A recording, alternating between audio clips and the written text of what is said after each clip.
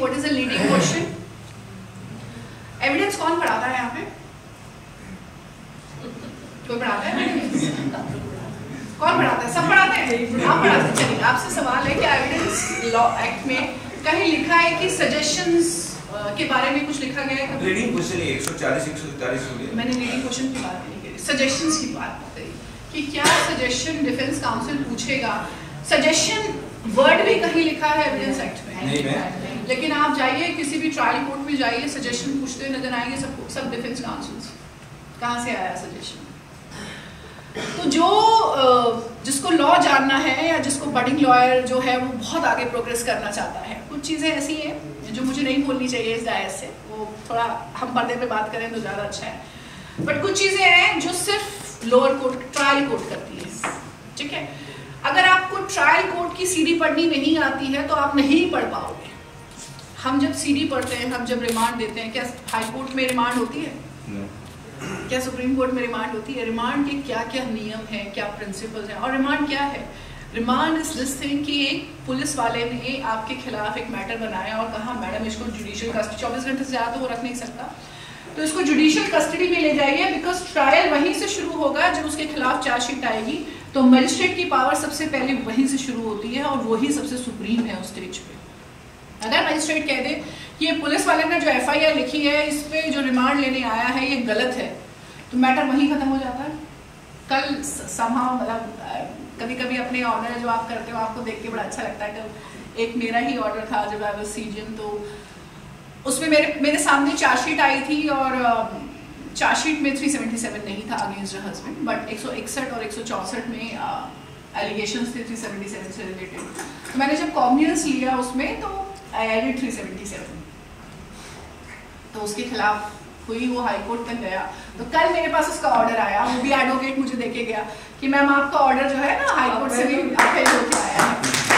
तो ये जो स्टार्टिंग जो हमने की वहां से डिस्पाइट द, और क्यों ये इम्पोर्टेंट है? इम्पोर्टेंट इसलिए है कि हम सब जानते हैं कि आज की डेट में जो पुलिस वाला इन्वेस्टिगेशन कर रहा है ना, उसके पास सिर्फ इन्वेस्टिगेशन का काम नहीं है, वो एडमिनिस्ट्रेशन भी देख रहा है, वो होली में भी आपकी मदद भी करेगा। वो होली उस दिन नहीं मनाएगा जिस दिन आप मनाएंगे, वो अगले दिन मनाएगा, है ना?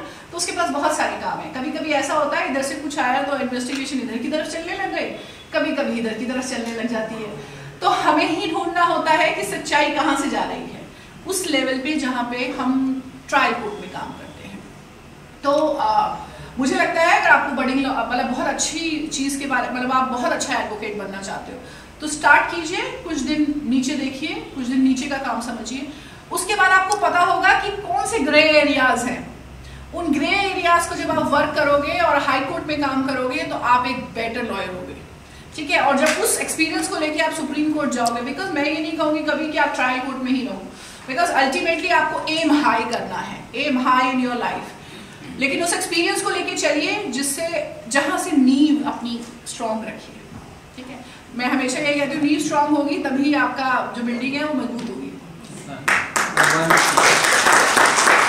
इससे एक और क्वेश्चन है, आजकल एक ट्रेंड है कि एक महीने की ना इंटर्नशिप बहुत चलती हैं, CV में 25 इंटर्नशिप जोड़ लेते हैं। तो can you please guide us about कि मिनिमम एक इंटर्नशिप को अच्छे से उसकी नॉलेज लेने के लिए या ट्रायल कोर्ट में एक वक्त पे कम से कम 6 महीना 8 महीना या 1 साल कितना ड्यूरेशन हमें एटलीस्ट रहना चाहिए? ट्रायल कोर्ट में 6 months, 6 months, not more than that. उसके बाद आप हाई कोर्ट जाइए, उसका 6 महीने लीजिए, उसके बाद अपना पूरा जस्ट बनाइए, फिर अपना एक ऑफिस सेटअप कीजिए और वहाँ पे अपना काम करना शुरू कीजिए। सबसे ज़्यादा इम्पोर्टेंट ये है जो भी करें बहुत दिल से करें, ठीक है? कभी कभी हम लोग सोचते हैं कि ट्रायल कोर्ट का काम बहुत ईजी है, जैसे मैंने कुछ चीज़ें बताई जो ट्रायल कोर्ट में नहीं होती है, मतलब ऊपर नहीं होती है जो ट्रायल कोर्ट में होती है, लेकिन कुछ चीज़ें ऐसी हैं जो ऊपर होती है जो ट्रायल कोर्ट में नहीं होती है। तो वो दोनों ब्लेंड जो है वो आपके लिए ज़रूरी है, वो ब्लेंड आपको पता होना चाहिए हमें कहाँ से स्टार्ट करना है। इम्पॉर्टेंट ये है कि आप अपनी लाइफ से चाहते क्या हैं। इफ़ यू आस्क मी, मैंने बहुत सारे जजमेंट किए हैं। मेरी एक आदत है, जब मैं कन्विक्शन करती हूँ तो मैं हमेशा एक्यूज से पूछती हूँ भाई ठीक हो गया, यही ऐसे ऐसे ही चलता नीचे, तो भाई ठीक हो गया, कहता मैडम ठीक है। कभी ऐसा नहीं हुआ कि किसी ने ये कहा हो कि मैडम ठीक नहीं है। ये मेरा अपना कॉन्फिडेंस है और मैं ज़रूर पूछती हूँ। इसीलिए मैं आपको एक इंसिडेंट बताती हूँ कि मैंने एक एक्यूज से पूछा, जो हमारा बिल्कुल 313 हो चुका था, वो निकला उसके पास 224 और 223 थी। पुलिस वाले ने एक एक्यूज को छोड़ दिया था और वो भाग गया था कस्टडी से।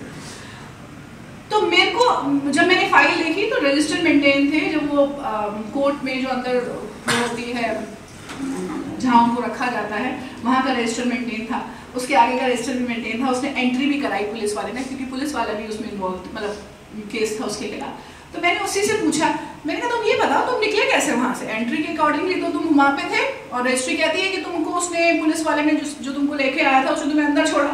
तो उसने मुझे कुछ बताया और वो मेरे लिए बहुत हेल्पफुल था। वो ये था कि मैम मैं तो चाय की केतली लेके आ गया था। चाय की केतली लेके आ गया। हुआ ये कि जब वहाँ पे जहाँ पे एक्यूज को रखा जाता है, तो जब पुलिस वाला उसको छोड़ के चला गया तो वहाँ पे चाय वाला आया, ठीक है। तो चाय वाले की तो एंट्री हुई नहीं थी, तो वो चाय वाला पिला रहा था सबको, तो वो वहाँ से जो है चाय की केतली लेके बाहर चले गए। तो किसी को ये रियलाइज नहीं हुआ, सबने सोचा था चाय वाला जा रहा है, ठीक है। और जब चाय वाला निकला तो चाय वाला तो निकल ही गया। पूरे जो टोटल जो रजिस्टर थे वो मेंटेन थे और उसमें किसी पुलिस वाले की गलती नहीं थी। तो मुझे जो समझ में आया, मैंने पुलिस वालों को कन्विक्शन नहीं करी लेकिन उसको करी। फिर मैंने उसको ये भी बोला, मैंने कहा देखो ऐसा तुमने सच बोला था, आगे से तुम्हारी बेल हो जाएगी, मेरी तो इतनी हिम्मत थी, मैं इतना ही कर सकती थी।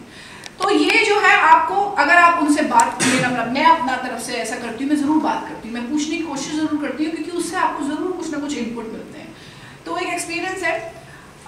मेरे को अगर मेरा केस कोई अच्छा सा, ये तो एक वैसा है कि आप जहाँ भी काम करो दिल से करो, सोचने की कोशिश करो, क्योंकि जजेस का क्या होता है ना, हम भी बड़े, मतलब हम जब चलते हैं ना तो लोग साइड हो जाते हैं, तो हमारे साथ भी बहुत ही कोई प्रॉब्लम्स होती हैं, तो हम लोग सोचते हैं कि बात करनी चाहिए क्या एक्यूज से। लेकिन मेरा अपना कहना यह है कि बात करनी चाहिए और हमें उससे बहुत बेटर इनपुट्स मिलते हैं।